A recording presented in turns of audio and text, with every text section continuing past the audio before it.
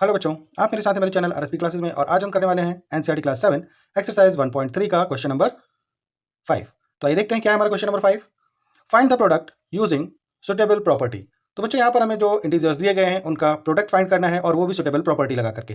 ठीक है, तो चलिए हम देखते हैं हमारा पहला सम हमें क्या दिया गया है, 26 इंटू -48 प्लस -48 इंटू 36। तो बच्चों आप इस क्वेश्चन में देख सकते हैं कि हमें -48 और इस प्लस के बाद भी -48 दिया गया है। ठीक है, 48 जो है वो हमारे दोनों साइड के इंटीजर्स में दिया गया है, तो यहां पर जो हमारी प्रॉपर्टी लगेगी वो डिस्ट्रीब्यूटिव प्रॉपर्टी लगेगी। ठीक है, तो चलिए हम यहां पर यूज करते हैं अपनी प्रॉपर्टी को और मैं आपको समझाता हूं कि उस प्रॉपर्टी में क्या है जिसकी वजह से यहां पर डिस्ट्रीब्यूटिव प्रॉपर्टी यूज होगी। तो इसमें जो यूज होगी वो क्या होगी, डिस्ट्रीब्यूटिव प्रॉपर्टी। तो यूजिंग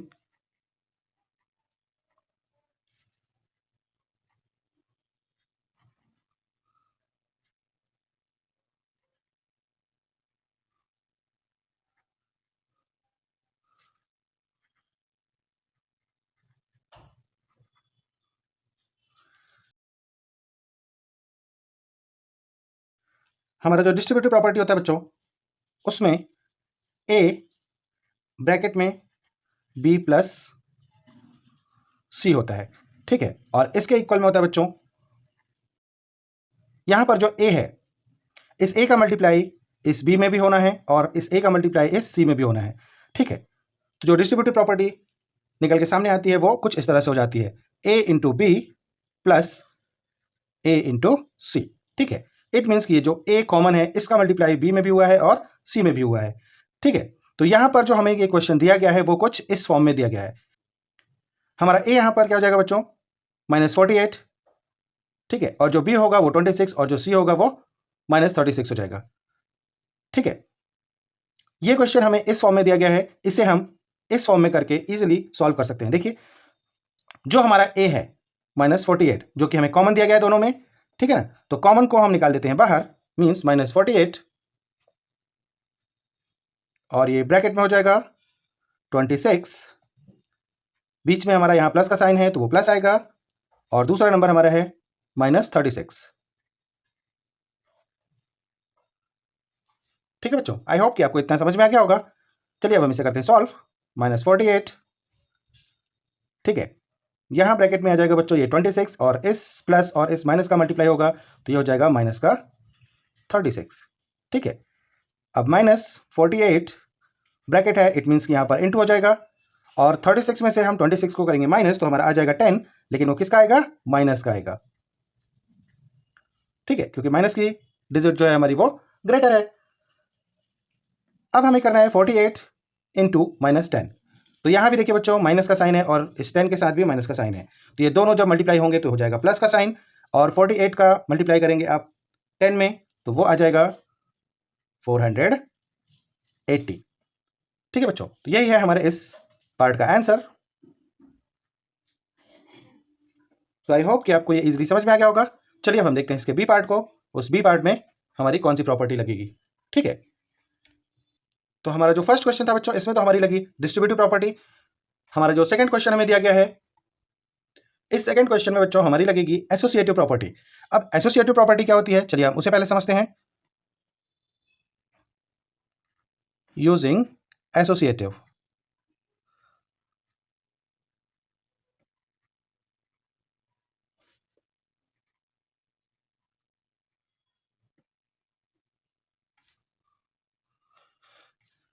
देखिए ए इंटू बी इंटू सी। ठीक है, हमें इसी तरह का ये क्वेश्चन दिया गया है।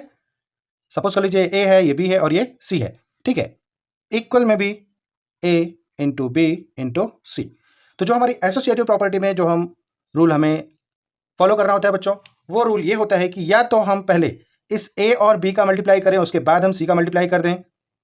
ठीक है, देखिए, तो ए और बी का मल्टीप्लाई करने के बाद जब सी का मल्टीप्लाई करेंगे तो जो आंसर आएगा वही सेम आंसर हम इस बी और सी को मल्टीप्लाई पहले करें और ए को बाद में करें तो भी सेम ही आना चाहिए। ठीक है, इसी को कहते हैं बच्चों एसोसिएटिव प्रॉपर्टी। मींस अगर 3 डिजिट यहां पर आपको दी गई हैं तो उन्हें पहले ए बी को लेकर सॉल्व करें या पहले बी सी को लेकर सॉल्व करें जैसा कि इसमें किया गया है, तो भी आंसर वो सेम ही आता है।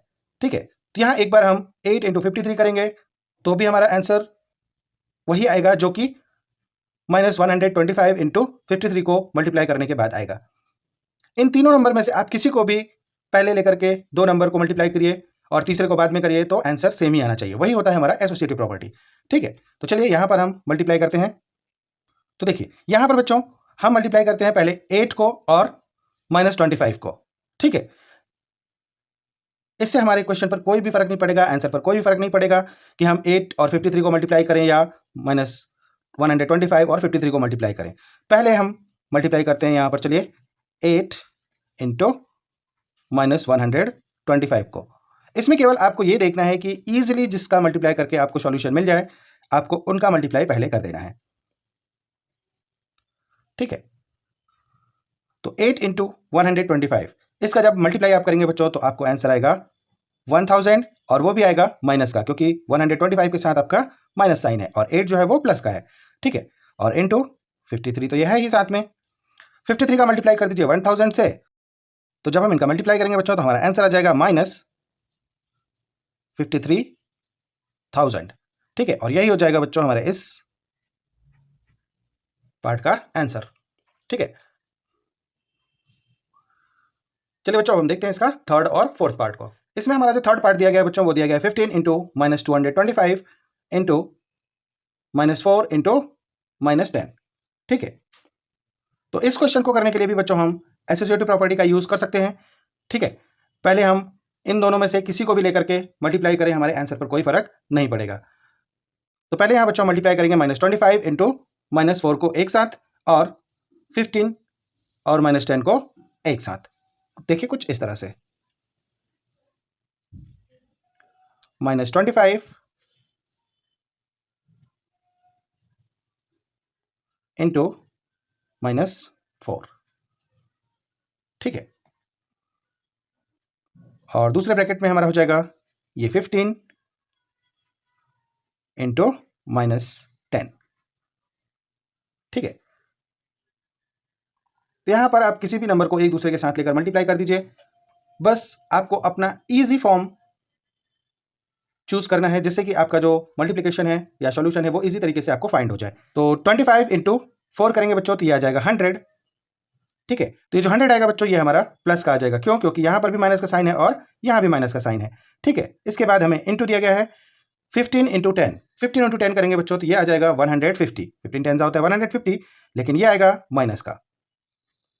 ठीक है, उसके बाद 100 और 150 को आप इजिली मल्टीप्लाई कर सकते हैं।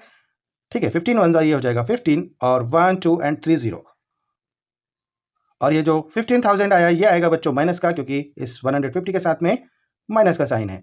ठीक है, और यही हो जाएगा हमारे इस सी पार्ट का आंसर। नेक्स्ट वन जो हमें दिया गया है बच्चों वो देखिए 41 माइनस का इंटू 102 दिया गया है। ठीक है, तो यहां पर बच्चों हम एक प्रॉपर्टी जो हमारी होती है डिस्ट्रीब्यूटिव प्रॉपर्टी, जिसको कि हमने फर्स्ट में इस्तेमाल किया था, उसी प्रॉपर्टी का इस्तेमाल करके हम यहां इसे सॉल्व करेंगे। देखिए कैसे, ये है हमें दिया गया माइनस 41 इंटू इस 102 को अगर हम 100 प्लस 2 लिख दें, 100 प्लस 2 लिख दें तो हमारी जो डिस्ट्रीब्यूटिव प्रॉपर्टी का रूल होता है वो कुछ उसी की तरह हो जाएगा। देखिए a ब्रैकेट में b प्लस सी। ठीक है, ये हो गया हमारा a, ये b और ये c। ठीक है ना, इट मीन्स कि माइनस 41 का मल्टीप्लाई इस 100 में भी होगा और इस माइनस 41 का मल्टीप्लाई इस 2 में भी होगा। ठीक है ना, माइनस 41 इंटू 100। ठीक है, बीच में हमें दिया गया है प्लस तो हम यहां लगा देते हैं प्लस का साइन, फिर उसके बाद माइनस 41 इंटू 2 हो गया ना डिस्ट्रीब्यूटिव प्रॉपर्टी।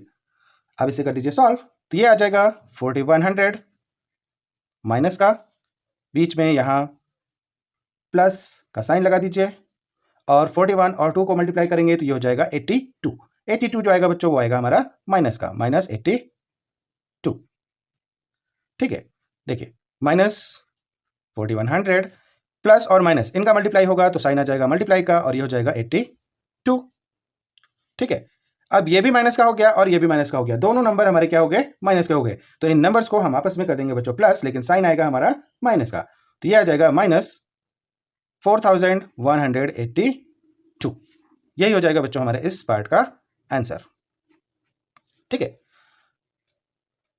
आई होप बच्चों कि आपको ये चारों सम इजीली समझ में आ गए होंगे। तो बच्चों ये था हमारा एक्सरसाइज 1.3 का क्वेश्चन नंबर 5, और ये हमारा बच्चों क्वेश्चन नंबर 5 का पार्ट 1 है। ठीक है, चलिए अब हम आगे देखेंगे पार्ट 2 में इसके जो आगे के क्वेश्चन दिए गए हैं ई, एफ, जी और एच को। ठीक है, तो आई होप बच्चों कि आपको ये चारों सम्स इजीली समझ में आ गए होंगे। चलिए अब हम मिलते हैं इस क्वेश्चन के पार्ट 2 में। ठीक है, तब तक के लिए bye bye, thanks for watching.